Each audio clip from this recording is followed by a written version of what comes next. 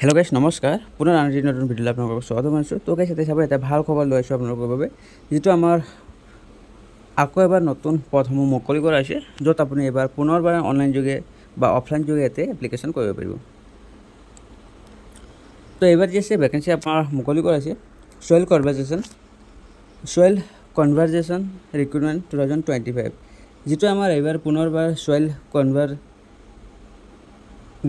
বাবে কেইটামান ভেকেঞ্চি মুকলি কৰা হৈছে, য'ত আপোনাৰ টোটেল পোষ্ট আছে এইবাৰ 16টা আৰু লগতে ৰেঞ্জাৰৰ পোষ্ট হয়। তো বলক ইয়াতে এপ্লিকেশ্যন কৰাৰ বাবে আপোনাৰ এলিজিবিলিটি ক্ৰাইটেৰিয়া এইবাৰ কি আছে, লগতে কোনবোৰ কেণ্ডিডেট এপ্লিকেশ্যন কৰিব পাৰিব আৰু ভেকেঞ্চি লগত 16টা আছে, 16টাৰ ভিতৰত কি ভেকেঞ্চি হ'ব, পোষ্ট আছে, লগতে কোনবোৰ কেণ্ডিডেট আৰু এজ লিমিট কিমান আছে, কোৱালিফিকেশ্যন কিমান আছে, সকলোখিনি ডিটেইলছ আমি ইয়াতে ষ্টেপ বাই ষ্টেপ জানিবলৈ চেষ্টা কৰিম। তো বলক, যদি আপুনি এই চেনেলত প্ৰথমবাৰ আহিছে চেনেলটি ছাবস্ক্ৰাইব কৰিব আৰু লগতে ভিডিঅ'টো সম্পূৰ্ণ চাব, তেতিয়া আপুনি বুজি পাব যে কেনেকুৱা ধৰণৰ পোষ্ট হয়, লগতে কেনেকৈ এপ্লিকেশ্যন কৰিব, সকলো আপুনি ডিটেইলছত জানিবলৈ পাৰিব। তেতিয়া চাব যে চয়েল কনভাৰ্জেশ্যন ডিপাৰ্টমেণ্টৰ যি আছে অসম গভৰ্ণমেণ্টৰ ফালৰ পৰা যি মুকলি কৰা হৈছে, য'ত আপোনাৰ লাষ্ট ডেট আছে 9/8/2025 তাৰিখ, জুলাই 8 তাৰিখলৈকে আপুনি এই পোষ্টত, জুলাই নহয় 9 আগষ্ট 2025লৈকে আপুনি এই পোষ্টত এপ্লিকেশ্যন কৰিব পাৰিব। অৰ্থাৎ এপ্লিকেশ্যন ষ্টাৰ্ট হোৱা নাই। তো যেতিয়া এপ্লিকেশ্যন ষ্টাৰ্ট হ'ব তাৰে পৰা আপোনাৰ 9/8/2025 ভিতৰত আপুনি ইয়াতে এপ্লিকেশ্যন কৰিব পাৰিব।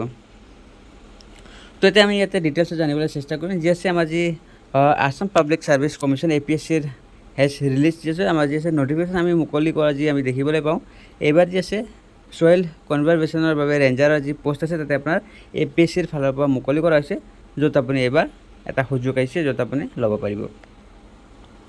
নেম এটা পোষ্ট আছে আপোনাৰ চয়েল কনজাৰ্ভেশ্যন ৰেঞ্জাৰ, যিটো আমাৰ টোটেল পোষ্ট আছে 16টা আছে, লগতে তাতে কেটেগৰী ৱাইজ বেলেগ বেলেগ যি আছে কোনটো কেটেগৰীত কিমান কি ভেকেঞ্চি আছে সেইটো তাতে ডিটেইলছত দিয়া আছে। তো চাব ইউআৰ কেটেগৰীৰ বাবে আপোনাৰ 9টা আছে, OBC MOBCৰ বাবে এটা আছে আৰু SCৰ বাবে 3টা আছে, লগতে ST প্লেনৰ বাবে 2টা আছে, ST হিলছ এৰিয়াৰ বাবে এটা পদ মুকলি আছে এইবাৰ। টোটেল 16টাৰ ভিতৰত জেনেৰেল কেটেগৰীৰ বাবে 9টা আছে, OBC MOBCৰ বাবে এটা আৰু SCৰ বাবে 3টা, ST প্লেনৰ বাবে 2টা আৰু ST হিলছৰ বাবে আপোনাৰ এটা পোষ্ট আছে। আৰু নেম অফ দ্য ডিপাৰ্টমেণ্ট হ'ব চয়েল কনজাৰ্ভেশ্যন ডিপাৰ্টমেণ্ট অসম হয়। যদি আপুনি এই পোষ্টত চিলেকশ্যন ল'ব পাৰে, চিলেকশ্যন হৈ যায়, তেতিয়াহ'লে আপোনাৰ চেলেৰি আহিব আপোনাৰ 22,000 পৰা লৈ পেলাই 97,000লৈকে আপোনাৰ চেলেৰি হ'ব, যদি আপুনি এই পোষ্টত চিলেকশ্যন কৰিব পাৰে, অৰ্থাৎ চিলেকশ্যন হয় তেতিয়াহ'লে। তো ইয়াতে আমি চাবলৈ চেষ্টা কৰিম যে eligibility criteria of soil conservation recruitment. Soil conservation ৰিক্ৰুটমেণ্টৰ বাবে আপোনাৰ এলিজিবিলিটি ক্ৰাইটেৰিয়া এইবাৰ কি ৰখা হৈছে সেইটো আমি ইয়াতে জানিবলৈ চেষ্টা কৰিম। Citizenship candidates must be in Indian citizen define N article 5 to 8 of constitution of India.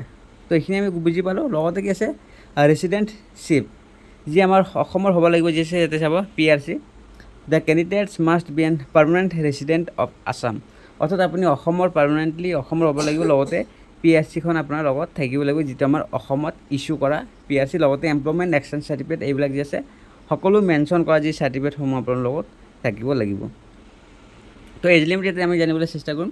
As limit আছে 21 পৰা লৈ পেলাই the candidate should not be less than 21, 21ৰ তলত হ'ব নালাগে। যদি আপুনি 21ৰ ওপৰত আৰু 38 বছৰৰ তলত হয়, অৰ্থাৎ 21 পৰা লৈ পেলাই আপোনাৰ 38 বছৰৰ ভিতৰত আছে, তেতিয়া আপুনি এই পোষ্টত এপ্লিকেশ্যন কৰিব পাৰিব। যি আছে ডেট অফ বাৰ্থ ৱাইজ ইয়াতে দিয়া আছে এজ অফ 01/01/2005 পৰা আপোনাৰ কেলকুলেট হ'ব 1 জানুৱাৰী 2025 পৰা লৈ পেলাই আপোনাৰ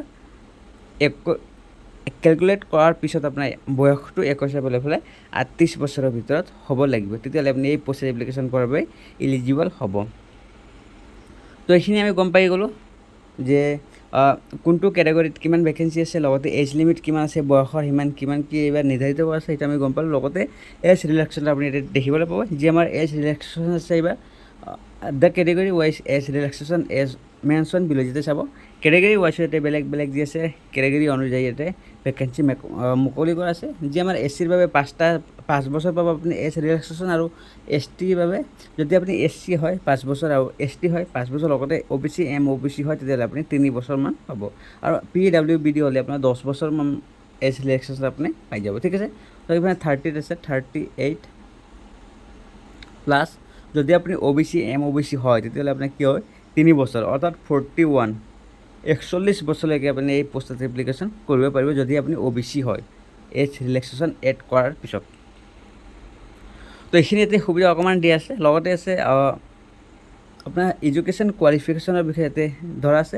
candidates must process bachelor degree in science from any government recognise university, যিকোনো গভৰ্ণমেণ্ট ৰিকগনাইজ ইউনিভাৰ্চিটিৰ পৰা যদি আপুনি ছায়েন্স ষ্ট্ৰীমৰ পৰা গ্ৰেজুৱেশ্যন কৰিছে অৰ্থাৎ পাছ কৰিছে, তেতিয়াহ'লে আপুনি এই পোষ্ট এপ্লিকেশ্যন কৰিব পাৰিব। অকল ছায়েন্সৰ ষ্টুডেণ্টৰ বাবে এইটো ভেকেঞ্চি মুকলি কৰা আছে। এতিয়া চাব স্পষ্টভাৱে ইয়াতে মেনশ্যন কৰা আছে যে candidates must process bachelor degree in science from any government recognise university. ইয়াতে চাব ছায়েন্স ষ্ট্ৰীম, যদি আপুনি ছায়েন্স ষ্ট্ৰীমৰ পৰা গ্ৰেজুৱেশ্যন কমপ্লিট কৰিছে তেতিয়াহ'লে আপুনি এই পোষ্টত এপ্লিকেশ্যন কৰিব পাৰিব। লগতে at least physics, chemistry, botany, geology, forestry, environmental science এইসমূহ আপোনাৰ লগত ছাবজেক্টত থাকিব লাগিব। আপোনাৰ যি আপুনি ছাবজেক্ট লৈছিলে, চুজ কৰিছিল, এইবিলাক সকলো আপোনাৰ তাতে থাকিব লাগিব। ঠিক আছে, কেইটামান হ'লেও হ'ব। তো এইখিনি আমি গম পাই গ'লোঁ। আৰু লগতে কি আছে, bachelor degree in agriculture, engineering, civil engineering হয় তেতিয়াও আপুনি এই পোষ্টত এপ্লিকেশ্যন কৰিব পাৰিব। তাতে অপশ্যনো দি আছে, ভাল অপশ্যন লৈ আপুনি ইয়াতে চিলেকশ্যন লোৱা এটা সুবিধা লাভ কৰিব। লগতে ফিজিকেল ফিটনেছৰ বিষয়ে ইয়াতে অকণমান মেনশ্যন কৰা আছে, ইয়াতে চাব পাৰিব যে ফিজিকেল ফিটনেছটো কেনেকুৱা ধৰণৰ এইবোৰ ৰখা আছে, সেইটো আপোনাৰ ইয়াতে ডিটেইলছত দিয়া নাই বাৰু। ফিজিকেল অকণমান মানে সিমান নহয় বাৰু, যি ডিফেন্সত যেনেকুৱা ধৰণৰ ফিজিকেল হয় তেনেকুৱা ধৰণৰ নহয়, এতিয়া অকল এক্সামিনেশ্যন প্ৰিফাৰ কৰা হয়। ঠিক আছে, বেষ্ট ইয়াতে ফাৰ্ষ্ট এক্সামিনেশ্যন প্ৰিফাৰ কৰা হয়। এক্সামিনেশ্যন যদি আপুনি ক্লিয়াৰ হয় তেতিয়াহ'লে বাকীবোৰ সিমান নাই টেনশ্যন, আপুনি কিবা এটা ট্ৰাই কৰি আপুনি ইয়াতে পাছ কৰিব পাৰিব। তো এইখিনি আমি গম পাই গ'লোঁ। ইয়াতে চাব এপ্লিকেশ্যন ফিজৰ বিষয়ে ইয়াতে অকণমান মেনশ্যন কৰা আছে। এপ্লিকেশ্যন ফিজ চাৰ্জেছ কিমান কি ৰখা আছে এইবাৰ ইয়াতে চাম আমি। জেনেৰেল কেটেগৰীৰ বাবে ইয়াতে 297.20 ৰখা আছে। যদি OBC MOBC হয় তেতিয়াহ'লে আপুনি 197, আৰু যদি SC ST আৰু BPL কেণ্ডিডেট হয় তেতিয়াহ'লে আপুনি 47 ৰুপিজ আপুনি পে' কৰি এক্সামিনেশ্যন ফিজ দি আপুনি অনলাইন এপ্লিকেশ্যন বা অফলাইন এপ্লিকেশ্যনৰ যি ফৰ্ম আছে ছাবমিট কৰিব পাৰিব। Final submit how to application কৰা যি প্ৰচেছ কি হয়, অইল কনজাৰ্ভেশ্যন ৰিক্ৰুটমেণ্টৰ আপুনি এপ্লিকেশ্যন কৰা যি প্ৰচেছ কি হয়, ষ্টেপ বাই ষ্টেপ আপুনি ইয়াতে জানিবলৈ পাৰিব। মোবাইল ফোনৰ যোগেদি আপুনি কেনেকৈ এপ্লিকেশ্যন কৰিব, সকলো ডিটেইলছ আপুনি এই ভিডিঅ'ৰ যোগেদি দেখিবলৈ পাৰিব। ইয়াতে চাব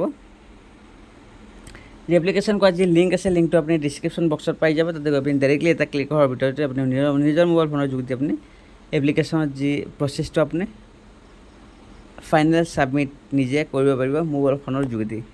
ইয়াতে চাব যে ডাইৰেক্টলি আপুনি কি আছে, ষ্টাৰ্টিং ডেট আছে আপোনাৰ 9 জুলাই 2025 পৰা লৈ পেলাই আপোনাৰ লাষ্ট ডেট 9 আগষ্ট 2025, অৰ্থাৎ বৰ্তমানলৈ কি আছে আপোনাৰ যি এপ্লিকেশ্যন ষ্টাৰ্ট হোৱা নাই, 9 তাৰিখৰ পৰা লৈ পেলাই আপোনাৰ 9 আগষ্টলৈকে আপুনি এই পোষ্টত এপ্লিকেশ্যন কৰিব পাৰিব। লগতে প্ৰেক্টিছো আপুনি লগে লগে চলাই যাব লাগিব। তো এইখিনি আমি গম পাই গ'লোঁ। যি এপ্লিকেশ্যন ফৰ্ম আছে, এপ্লিকেশ্যন ফৰ্মৰ বিষয়ে অকণমান ইয়াতে জানিবলৈ চেষ্টা কৰোঁ। কেনেকুৱা ধৰণৰ এপ্লিকেশ্যন ফৰ্ম, কেনেকৈ আপুনি এপ্লিকেশ্যন কৰিব, সকলো ডিটেইলছ এই ভিডিঅ'তে মই দিব নোৱাৰিলোঁ। নেক্সট এটা ভিডিঅ' পাব নাই আপুনি, যদি আপুনি কয় তেতিয়াহ'লে আপুনি নেক্সট ভিডিঅ' আপলোড কৰি আপোনাক দেখুৱাই দিম যে কেনেকুৱা কি প্ৰচেছত আপুনি এপ্লিকেশ্যন কৰিব লাগিব মোবাইল ফোনৰ যোগেদি। সকলোখিনি ডিটেইলছত মই নেক্সট ভিডিঅ' এটা আপলোড কৰি দেখুৱাই দিম যদি আপুনি কয়। তো এপ্লিকেশ্যন ফৰ্ম যি আছে ক্লিক হেয়াৰ, তাতে মই জাষ্ট এটা ক্লিক কৰি দিলোঁ। ক্লিক কৰাৰ লগে লগে আপুনি এনেকুৱা ধৰণৰ ইণ্টাৰফেচ দেখিবলৈ পাব যে প্ৰথমতে ৰেজিষ্টাৰ, যদি আপুনি এই পোষ্টত বা এই পৰ্টেলত প্ৰথমবাৰ আপুনি ৰেজিষ্টাৰ কৰি আছে আছাম পাব্লিক ছাৰ্ভিচ কমিশ্যনত, তেতিয়াহ'লে আপুনি ৰেজিষ্টাৰ যি আছে ৰেজিষ্টাৰত আপুনি জাষ্ট এটা ক্লিক কৰি ৰেজিষ্ট্ৰেশ্যনৰ যি প্ৰচেছ আছে প্ৰচেছটো আপুনি প্ৰথমতে সম্পূৰ্ণ কৰিব লাগিব। তাৰপিছত আপুনি লগ ইনত ক্লিক কৰি ইউজাৰ ID আৰু পাছৱৰ্ড আপুনি লাভ কৰিব ৰেজিষ্ট্ৰেশ্যন কৰাৰ পিছত। তাৰপিছত ইউজাৰ ID আৰু পাছৱৰ্ড আপুনি ক্লিক কৰি এপ্লিকেশ্যনৰ যি প্ৰচেছ আছে, মুখ্য যি প্ৰচেছ আছে ফাইনেল ছাবমিটৰ সেইখিনি আপুনি তাতে লগ ইনত যাই আপুনি কমপ্লিট কৰিব পাৰিব। তো গাইছ এইখিনি আছিল। মই আশা কৰোঁ যে সকলোৱে ভালে ভালে বুজি পাইছে বুলি, আৰু এই ভিডিঅ'টো সম্পূৰ্ণ চোৱাৰ পিছৰ পৰা আপুনি নিজে বুজি পালে যে কেনেকুৱা কি ভেকেঞ্চি ওলাইছে অইল কনজাৰ্ভেশ্যনৰ বিষয়ে। আৰু লগতে নেক্সট এটা ভিডিঅ' যদি আপুনি কয় যে উৎসুক হয় যে কেনেকৈ এপ্লিকেশ্যন কৰিম মোবাইল ফোনৰ যোগেদি, তেতিয়াহ'লে যদি মই কমেণ্ট বক্সত যদি আমি মই দেখিবলৈ পাম কমেণ্ট কৰা, তেতিয়াহ'লে আপুনি নেক্সট এটা ভিডিঅ' আপুনি পাই যাব যি এপ্লিকেশ্যন কৰা ফুল প্ৰচেছ ৰেজিষ্টাৰ লৈ পেলাই ফাইনেল ছাবমিটলৈকে আপুনি প্ৰচেছটো আপুনি দেখিবলৈ পাব, যি লিংক আপুনি ডিছক্ৰিপশ্যনত পাব যদি আপুনি কয় দিব লাগে বুলি। ঠিক আছে, তো আজিলৈ এইখিনি আছে। যদি আপুনি এই চেনেল প্ৰথমবাৰ আহিছে চেনেলটি ছাবস্ক্ৰাইব কৰি থৈ লগতে বেল আইকন আপুনি অল প্ৰেছ কৰিব নাপাহৰিব। ঠিক আছে, তো আজিলৈ এইখিনি, জয় অসম।